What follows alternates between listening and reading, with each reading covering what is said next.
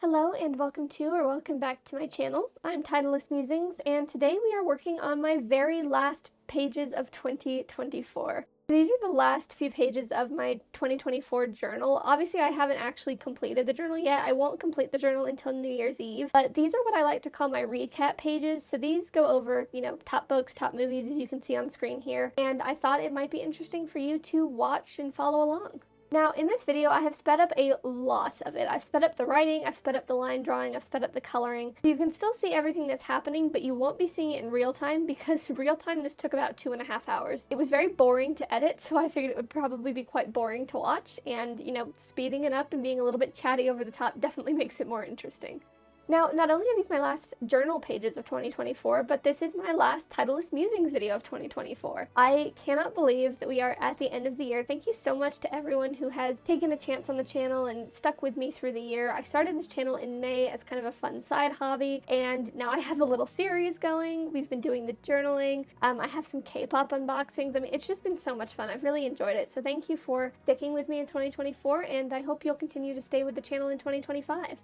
Now, we're working here first on my top books of 2024. This was a really difficult spread to make. I read a lot. I read a lot of books in 2024. I read close to about 120 in 2024, but most of them were like nonfiction or like self-help books, and I didn't make a spread about those because I just didn't want to, frankly. So instead, these are my top 5 fiction books of 2024. My very top book, you can't really see the cover properly, but it's The Possibilities by Yale Goldstein Love. It was a great book. You should definitely read the reviews on it first and kind of make your own mind up. I read about it on Goodreads before I got it, but it's one of those books. I read it in January and it's stuck with me ever since. It was such a twist. I just didn't expect it. It was really well written as well. There's cues in the start of the book that you need to carry through the end of the book. I'm not going to spoil it for you if you are interested in reading it, but I do recommend it if you like psychological thrillers. I also put a romance book on there. I put With Love from Cold World as my book number 2, which is shocking because I'm not really a romance reader. I'm more of like a sci-fi psych thriller reader. So to put a romance book on was very new for me.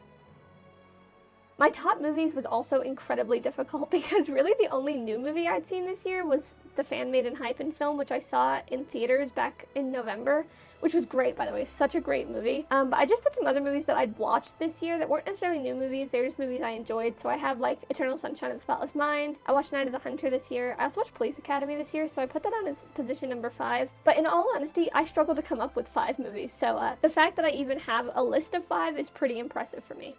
Now, obviously, all this means that we're coming up to 2025, so I thought I would quickly talk a little bit about what to expect from the channel as well as my journal in 2025. So, channel-wise, I'm still going to be doing the journal videos, although musings on journaling will be going on hiatus because I don't really have any more content for that right now. I recorded 9 videos for that over the summer, and they'll come to an end, I think, the 20th, which is actually the Friday that I'm filming this. So that will be on hiatus for a little while unless I have any more ideas or you guys have any ideas for me. So again, feel free to leave comments if there's something you want me to cover in that series. In terms of videos, I will be doing some unboxings at the start of January. I have a couple things I ordered that won't be here until the end of December, so I'm not really going to worry about those merch unboxings this month, but I will post those in the kind of first weeks of January. And my journal, obviously, I will be posting my, setting up my 2025 journal Hello January spreads. I'm kind of excited about that. I mean, I'm not really sure my theme yet. I want to do something minimalist because I don't really keep yearly spreads.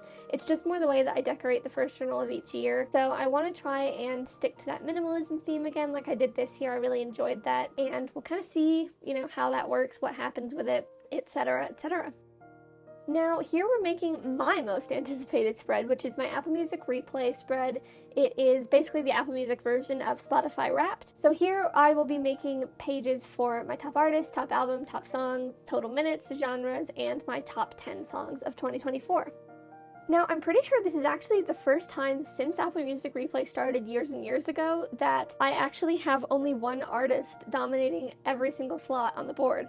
I knew that Enhypen was probably going to be up there pretty high. They are my top artists, but I didn't think that all of my top 10 songs would be different Enhypen songs, and that surprised me a little bit, especially because over the summer I listened to a lot of the pop girlies. I listened to like Chappell Roan, I listened to Charlie XCX, I listened to Sabrina's new album. I did also listen to, obviously, Torture Poets Department when that came out. It wasn't my favorite album, but I did listen to it a lot. So the fact that none of those songs were in the top 10 was surprising to me.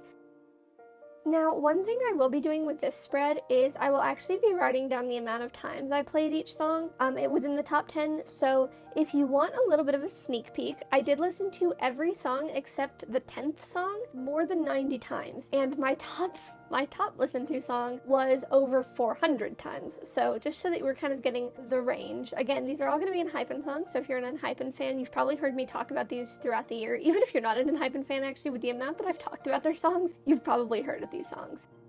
Now, I have to be honest, I'm really proud of these year-end spreads. I really didn't want to make them because it took a really long time. As I said, this video alone, just these 3 spreads, this took 2.5 hours, and obviously it takes longer to film and voiceover and edit, so I really didn't want to work on it that much, but I'm really proud of the way they turned out. And there's also a bunch of spreads I made outside of the videos that I'm proud of. One of them was like my top YouTubers of the year, which I only didn't show because it's right next to a very personal page that I made, and I didn't want it to sit here and blur and mask or have to cover it with a piece of paper. It wasn't worth the hassle, so I didn't film it. But I did make a couple of very personal year-end spreads that I can tell you about. One is year-end pictures, obviously. Then the other spreads I made are personal, but like I have to explain them a little bit. One of them is a letter to 2024, where basically in a letter form, I just kind of write all of my achievements and my failures this year and the things that I'm proud of versus the things that I could have done better at. And that ties into my letter to 2025, where it's not, I don't know how to describe it.